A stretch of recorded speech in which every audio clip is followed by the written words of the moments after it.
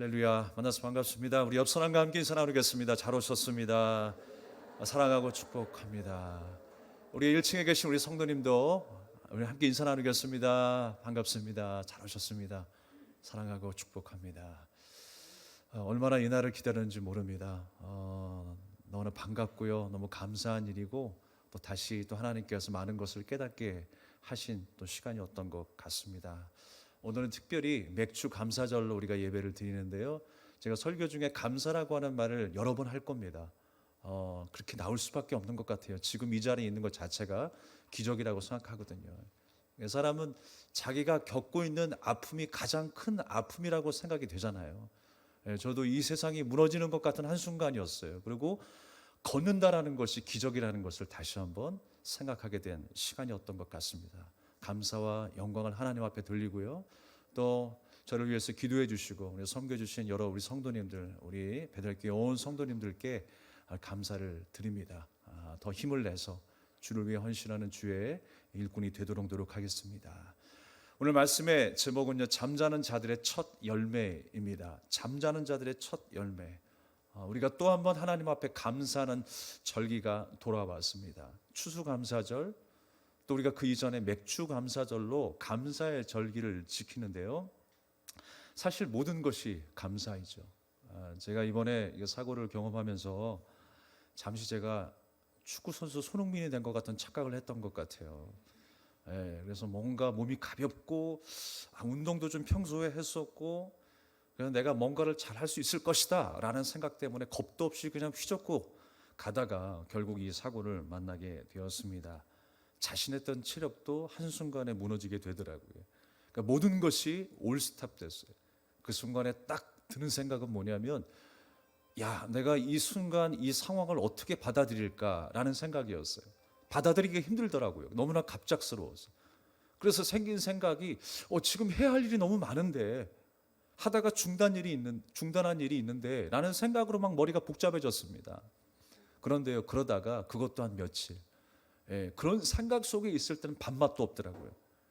그래서 3일까지 그런 복잡한 생각 속에 밥이 입으로 들어가는지 코로 들어가는지 정신이 없었어요. 그러다가 상황을 받아들이게 되면서 어떤 마음이 생겼냐면, 바로 이 시간, 이 예배가 더 그리워지더라고요. 그리고 여러분의 얼굴이 막 생각나기 시작했어요. 그렇지, 하나님의 자녀는 역시 예배이지. 믿음의 공동체, 사랑의 공동체 안에 만나는 것이지, 교제하는 것이지. 이것만큼 우리에게 기쁨이 어디 있을까? 이것만큼 우리에게 소중한 시간이 어디 있을까? 라는 생각을 하게 되었습니다.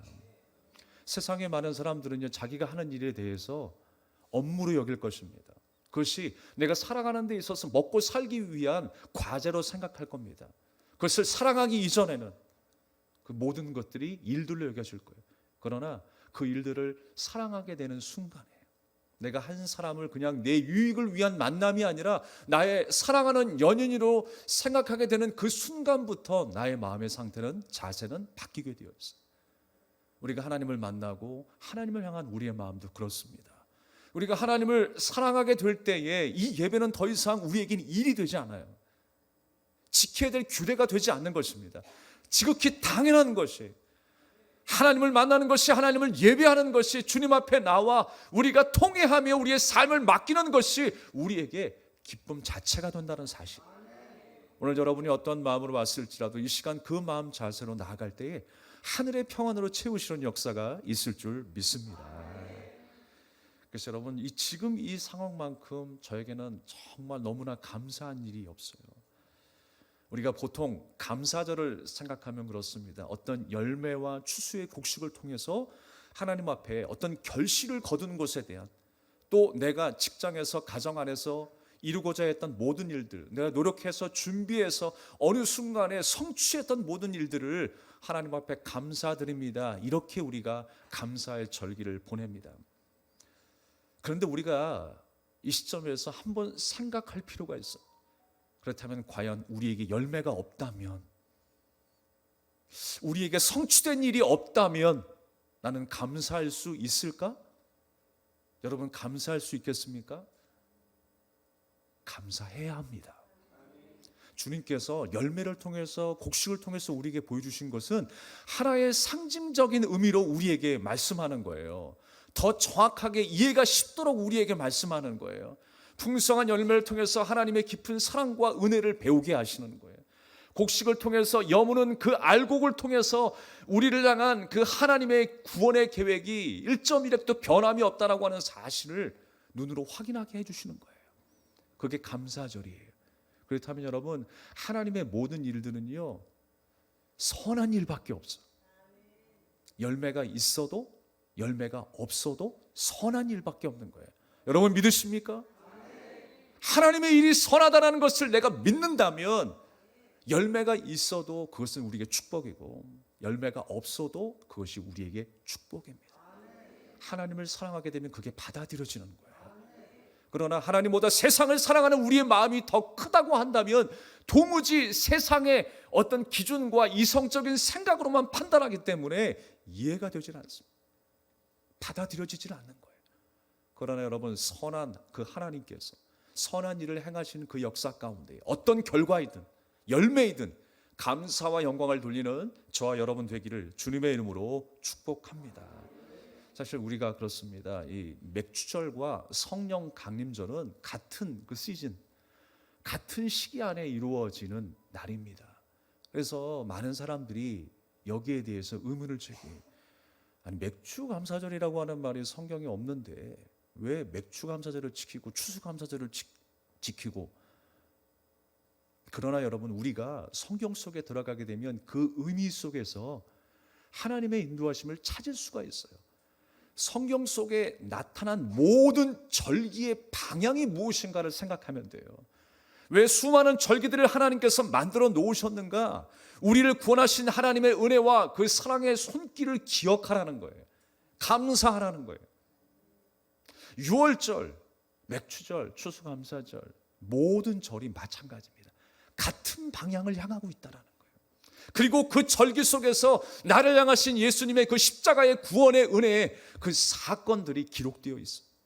그것을 묵상하는 날이 바로 이 절기입니다. 감사절도, 성령 강림절도, 부활절도, 성탄절도 하나님의 구원의 은혜에 대한 감사라고 고백하는 것, 그 신앙의 고백을 다시 한번 끌어내는 것이 바로 오늘의 절기 감사절인 줄로 믿습니다. 그래서 여러분, 오늘 다시 한번 우리는 이 절기 속에서 예수 그리스도의 그 구원의 사역, 나를 향하신 그 하나님의 사랑을 발견할 수 있어야 되는 거예요. 우리가 하는 모든 행사와 모든 예배, 모든 교제도 마찬가지입니다. 이 모든 것들이 하나님께 대한 그 은혜에 대한 감사로 연결되어야 하는 거예요.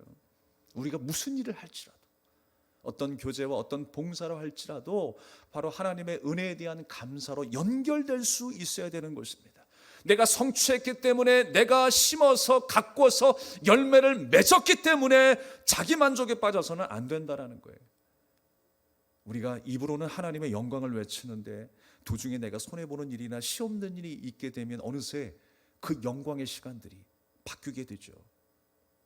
영광의 시간이 아니라 바로 한탄과 원망과 불평의 시간으로 바뀌게 됩니다. 그러므로 여러분, 오늘 이 시간 다시 한번 이 맥주 감사절을 통해서 또 한 번의 우리의 신앙 고백, 하나님 사랑합니다, 하나님 감사합니다, 모든 것이 주님의 은혜였습니다, 지금 이 순간까지 오게 된 것 하나님의 인도하심이었습니다라고 고백하는 절기가 되기를 바라겠습니다. 누가 그러더라고요. 그러면 보리 추수하는 날에는 맥주 감사절로 예배를 드리는데 왜 옥수수 추수하는 날에는 감사절로 안 지키니요? 사과 추수하는 날에는 왜 감사절이 없네요? 상징성을 의미하는 거예요. 대표적인 첫 열매가 바로 보리이기 때문에 그래요. 맥주절이라고 하는 구체적인 단어는 나와 있지 않지만 오늘 말씀 속에 첫 이삭을 하나님 앞에 드리는 데 의미가 있었어요. 우리는 가장 중요한 그 단어 중에 어떤 단어를 우리가 캐치해야 되냐면 첫 열매라고 하는 것에 우리가 중점을 둬야 돼요. 첫 열매. 여러분, 맥주절은 처음 열매를 바친 날을 기념하는 날이라는 거예요. 그래서 다른 말로 초실절이다라는 말을 씁니다. 처음 열매라는 거예요. 그런데 이 날이 어떤 날이었냐면 안식 후 첫날, 바로 안식일 다음의 날이었어요. 그게 바로 맥추절이었어요. 그런데 7번의 안식일이 지나고 그 다음 날, 안식일 다음 날에 또 소제를 드립니다. 그날이 오순절 날이에요. 성령 강림절. 그래서 맥추절과 성령 강림절은 연결이 되어 있어요. 그런데 우리가 이 맥추절날, 감사절날 깊이 생각해야 될, 묵상해야 될 단어가 뭐냐면 바로 첫 열매라는 거예요. 주님께서 말씀하시죠. 고린도전서 15장 20절 말씀에 그러나 이제 그리스도께서 죽은 자 가운데서 다시 살아 잠자는 자들의 첫 열매가 되셨도다. 할렐루야. 잠자는 자들의 첫 열매가 되셨다라는 거예요. 여러분, 그렇다면 첫 열매가 무엇일까요? 우리가 첫 것 하면 생각나는 느낌들이 있을 거예요. 아, 첫 것이다 라고 하면 우선순위에 대한 생각을 합니다. 그치? 이 세상의 그 어떤 것보다 누구보다 하나님이 우리의 우선순위이기 때문에 첫 것을 드리는 것이 마땅하다라고 생각할 수 있어요. 또 하나는 첫 것이 가장 순수하다고 생각하는 거예요. 그렇지. 하나님 앞에 가장 순수한 마음으로 내가 예물을 드리고 예배를 드리고 우리의 마음을 드리는 것이지 라고 생각할 수 있습니다.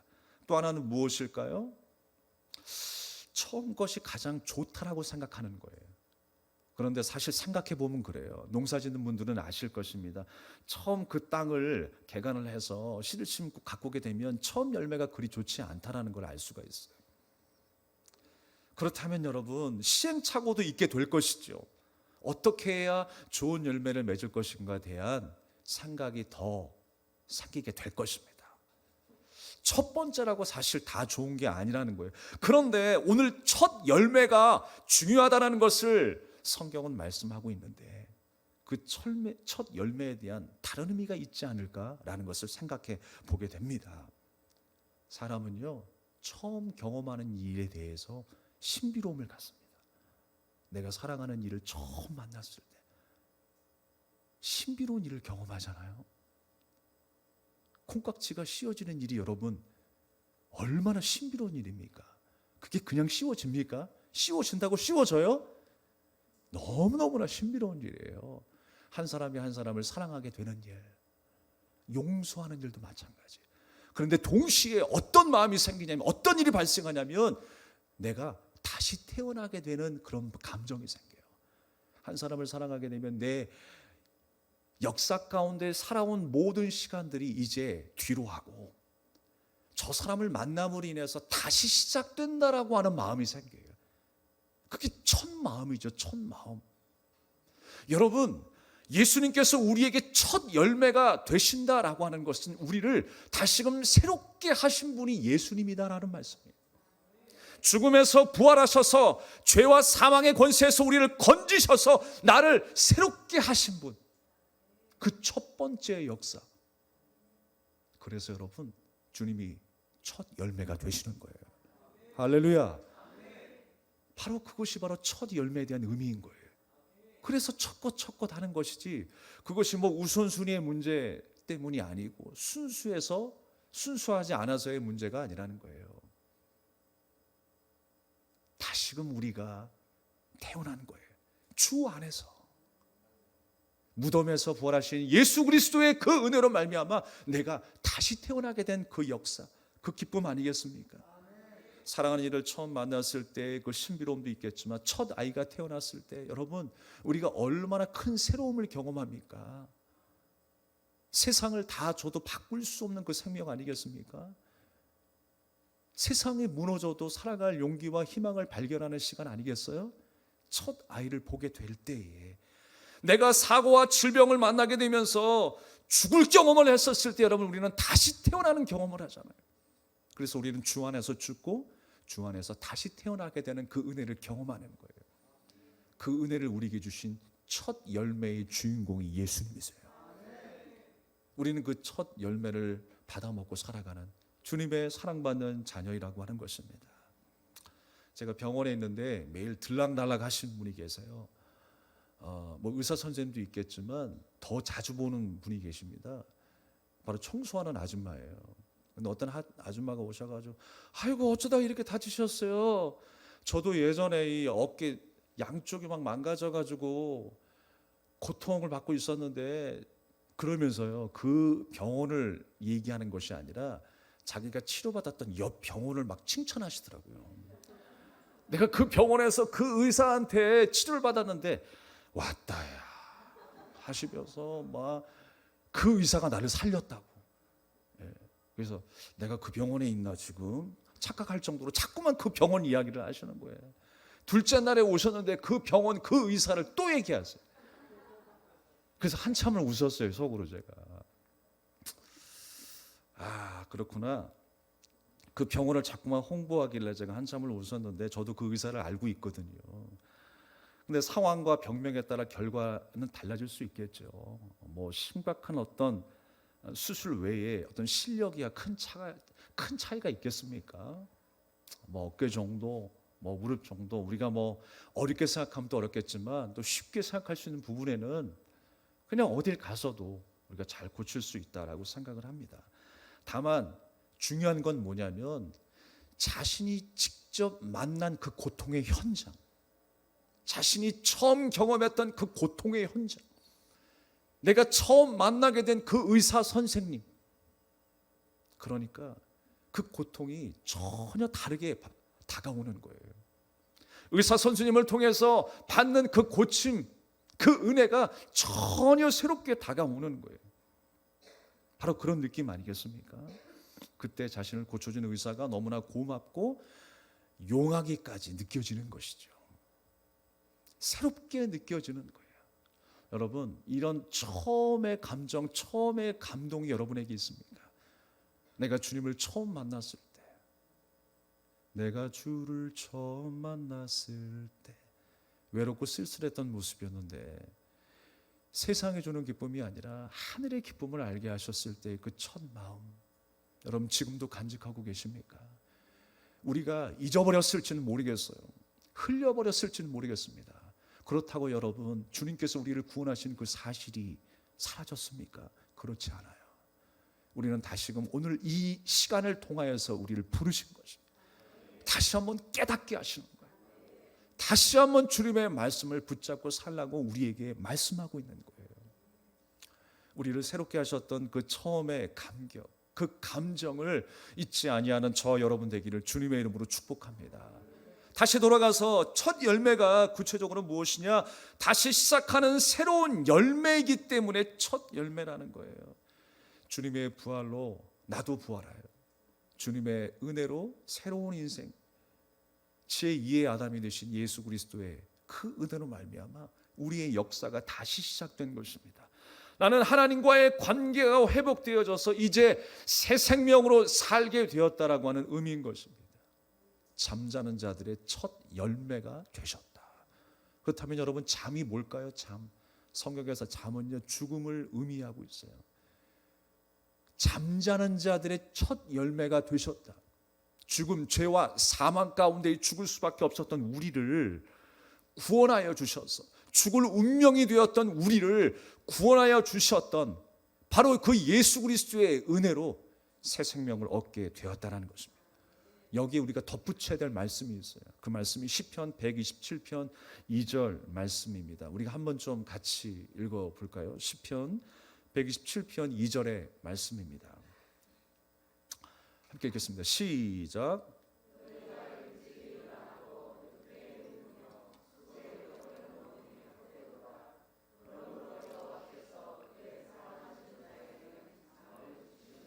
누구에게 잠을 주신다고요? 사랑하는 자에게 잠을 주신대요. 이 말씀 우리가 잘 해석해야 되는데요. 무슨 의미일까요? 하나님께서 과연 우리에게 불면증에 시달리지 않도록 잠을 주시는 의미일까? 라고 생각할 수 있어요.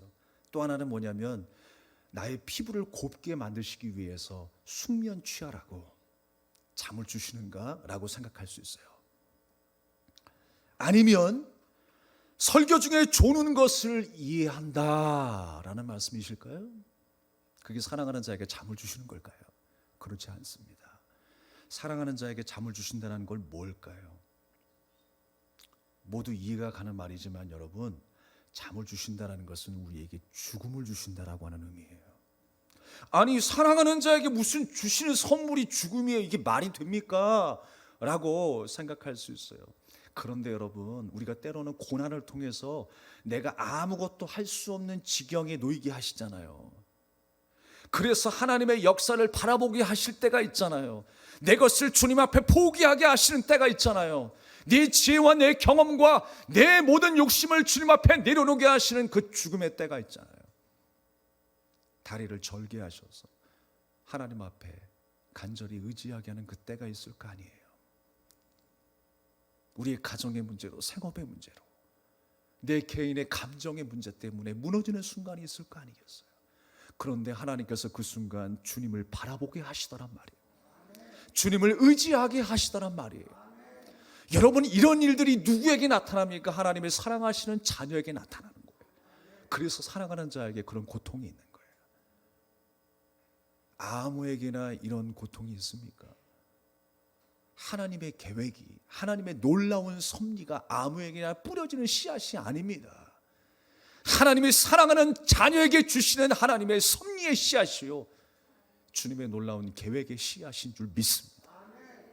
여러분이 이 사실을 믿는 저와 여러분이 된다면 우리는 어떤 고난도 이기게 되는 것입니다. 죽음을 주신다라고 하는 의미가 바로 잠이었어요. 잠. 우리는 그 잠 가운데, 죽음 가운데 갇혀 살았습니다. 그런데 그 교만했던 나의 권세를 내려놓게 해주시고 겸손히 주님의 은혜를 간구하는 시간이 된 거예요. 그 순간에는 참으로 비극 같습니다. 그러나 여러분, 하나님의 뜻은 언제나 선하다는 사실을 기억하십시오. 선한 길로 인도하시고 선한 열매를 우리에게 허락하신다는 사실을 기억하십시오. 그래서 우리를 어떻게 하세요? 새롭게 하시는 거예요. 그래서 사랑하는 자에게 잠을 주시는 거예요. 예수께서 우리가 해결할 수 없었던 죄와 사망의 문제를 쉽게 하시는 거예요. 그게 잠을 주시는 거예요. 그래서 우리가 여러분 여러 가지 어려움이 있을 때 불평하기보다 하나님이 주신 은혜가 무엇인지를 다시 한번 또 묵상하고 상기하는 일이 너무나 중요합니다. 왜 저라고 불평한 게 없겠어요?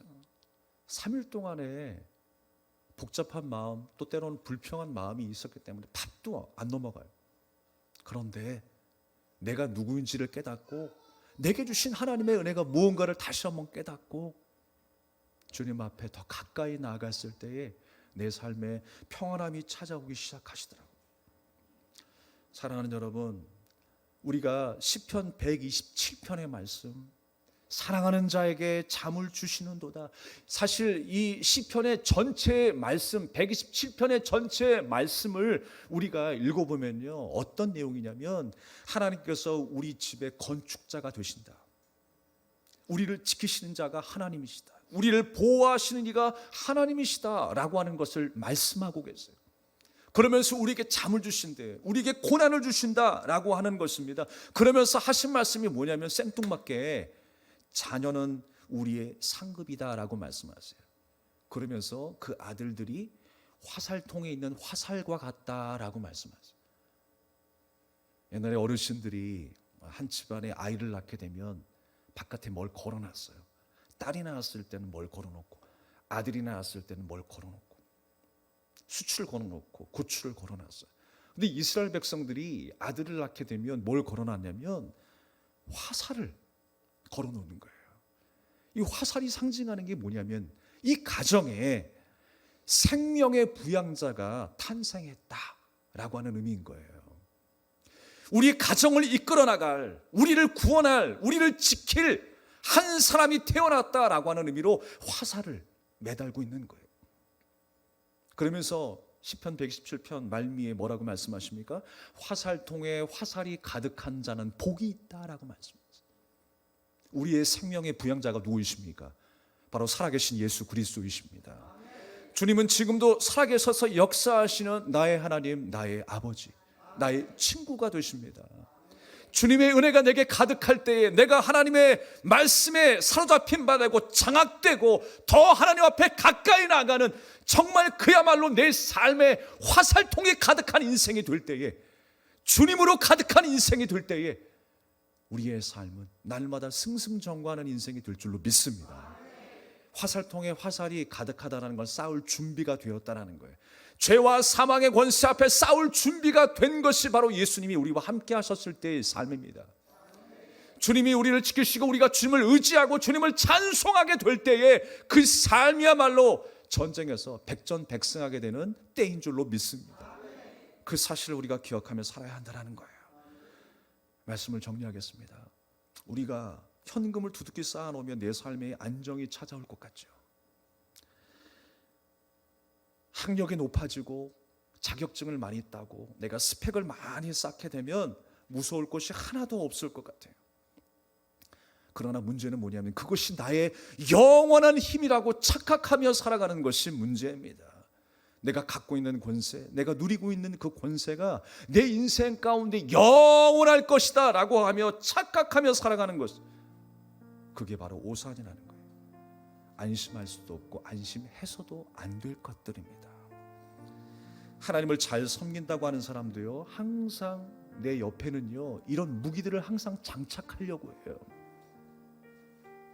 이런 물질, 세상의 것들, 이런 스펙들을 항상 장착하면서 하나님의 영광과 하나님의 은혜를 대체하려고 하는 우리의 습성들이 여전히 내 속에 남아있다는 거예요. 여러분, 하나님 외에 우리의 도움이 없습니다. 하나님이 우리의 능력이 되시고 우리의 힘이 되세요. 세상에서 뭐니 해도 머니가 최고이지 라고 살아가는 사람들, 실력을 쌓아야 사람들이 알아주고 성공해야 사람들이 인정해 주지라고 하는 그 생각들, 언제나 말씀드리듯이 그 자체가 나쁘다는 것이 아니라 나도 모르게 하나님을 대체할 만한 것으로 그것들을 의지하며 살아가는 것, 그 자체가 문제라는 것입니다. 사랑하는 여러분, 우리 가정에 부양자가 태어났다, 그래서 그 문 밖에 고추를 달아놓고 수치를 달아놓고 우리의 자랑이다, 우리의 힘이다, 우리의 능력이다 라고 그렇게 내거는 인생이 아니라, 정말 우리에게는 나를 구원하신 예수님이 나의 자랑이 되어야 합니다. 주님이 나의 도움이시오 나의 힘이 되십니다. 주님이 나의 능력이 되시고 나의 지혜가 되십니다. 그래서 오늘 이 자리까지 왔습니다. 이 신앙의 고백을 다시 한번 하시는 이 감사의 절기가 되기를 주님의 이름으로 축원합니다. 우리 이 찬양 드리고 함께 기도합시다.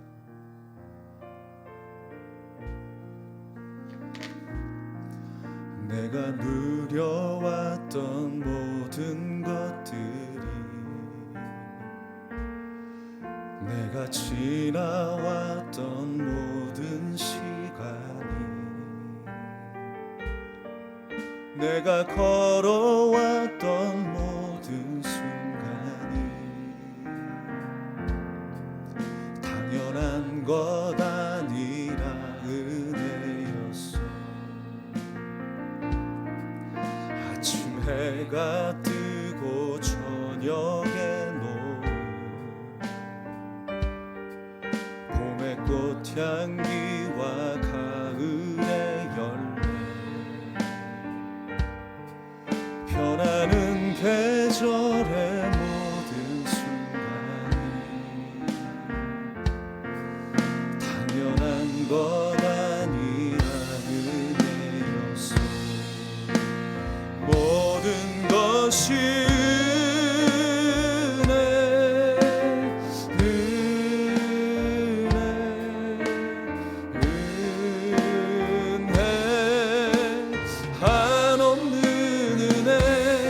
삶에 당연한 것 하나도 없었던 것을, 모든 것이 은혜였소.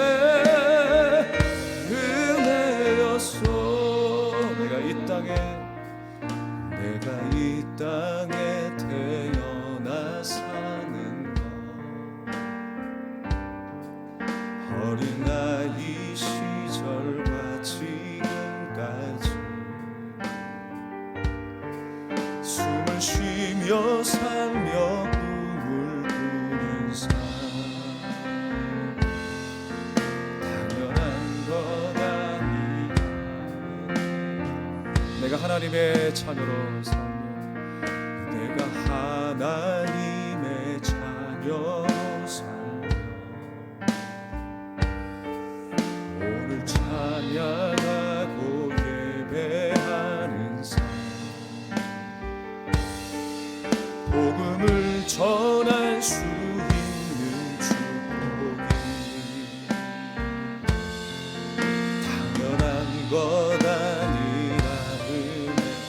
모든 것이 은혜입니다. 모든 것이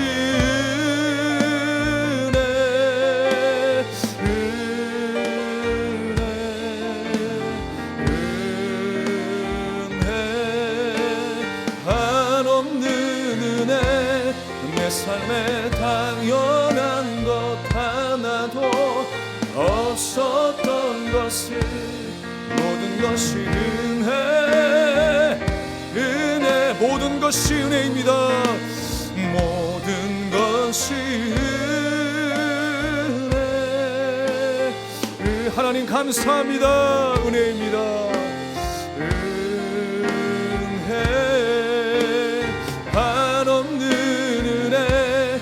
삶에 당연한 것 하나도 없었던 것을 모든 것이 은혜. 우리 다시 한번 우리 전심으로 우리의 신앙을 고백합시다. 모든 것이 은혜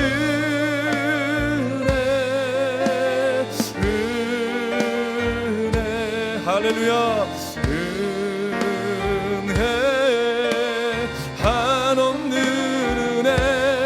내 삶에 당연한 것 하나도 없었던 것을 모든 것이 은혜였소. 모든 것이